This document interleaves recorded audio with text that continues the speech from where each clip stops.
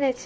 So ನನ್ನ ತಂಗಿ ಅಂತೂ ಹುಚ್ಚಿ ಥರ ಆಡ್ತಾಯಿದ್ದಾಳೆ ಇವಾಗ ನನಗೆ ಒಂದು ರೀಲ್ಸ್ ಮಾಡೋಕ್ಕೆ ಬಿಡ್ತಾಳೆ. ಮೊನ್ನೆ ಒಂದು ರೀಲ್ಸ್ ಮಾಡೋಕ್ಕೂ ಬಿಡ್ತಾಯಿಲ್ಲ ಗೈಸ್. ಅವಳು ಒಂದು ರೀಲ್ಸ್ ಮಾಡೋಣ ಅಂತ ಮನೆಯೆಲ್ಲ ಸೆಟಪ್ ಮಾಡಿಕೊಂಡ್ರೆ ಆ ಸೆಟಪ್ ಎಲ್ಲ ಹಾಳು ಮಾಡಿದ್ದು ಗೈಸ್.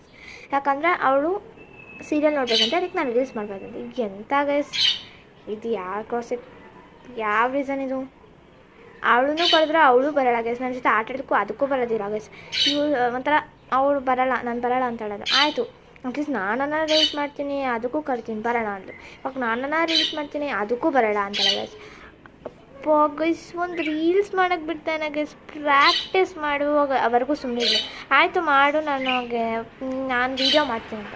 ಇವಾಗ ವೀಡಿಯೋ ಮಾಡಲ್ಲ ಅಂತ, ರೀಲ್ಸ್ಗೂ ಕರೆದೆ ಬರ್ತೀಯ ಅಂತ, ಬರೋಲ್ಲ ಅಂತಲೂ ಒಂದು. ಆಮೇಲೆ ಇವಾಗ ನೋಡಿದ್ರೆ ತರ್ತಿದ್ದಾನೆ ಗೈಸ್. ನನಗೆ ನಿಜ ನನ್ನ ತಂಗಿ ನೀವು ಕಮೆಂಟಲ್ಲಿ ಬೈರಿ ಗೈಸ್, ಆಯಿತಾ? ರೀಲ್ಸ್ ಮಾಡೋಕ್ಕೆ ಬಿಡಿ ಅವಳಿಗೆ ಅಂತ, ಆಯಿತಾ? ನನಗೆ ಅವಳು ಮಗ ಚೆನ್ನಾಗಿ ಪ್ರಾಕ್ಟೀಸ್ ಮಾಡ್ಕೊಂಡಿದ್ದೆ. ಒಂದು ಇವತ್ತು ಅಟ್ಲೀಸ್ಟ್ ಸ್ವಲ್ಪ ಜಾಸ್ತಿ ವ್ಯೂಸ್ ಹೋಗ್ತಿತ್ತು ಅನಿಸುತ್ತೆ. ಬಟ್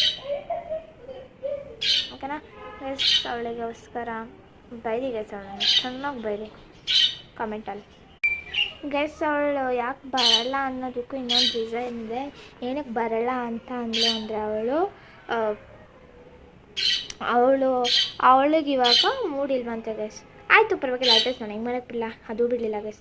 ಮತ್ತು ಅವಳು ಒಂಥರ ಗೈಸ್, ಇವಾಗ ಒಂಥರ ಆಡ್ತಿದ್ದಾಳೆ ಗೈಸ್. ಒಂದು ರೀಲ್ಸ್ ಮಾಡೋಕ್ಕೆ ಬಿಡ್ತಾನೆ, ನಾನು ಅವಾಗಳಿಂದ ಕಾಯ್ತಿದ್ದೀನಿ, ಬಿಡ್ತಾನೆ ಇಲ್ಲ. ಟ್ಯಾಗ್ ದಿಸ್ ತರಲೆ ತಂಗಿ ಗೈಸ್, ನಿಮ್ಮ ತರಲೆ ತಂಗಿಗಳಿಗೆ ಶೇರ್ ಮಾಡಿ ಇದನ್ನು.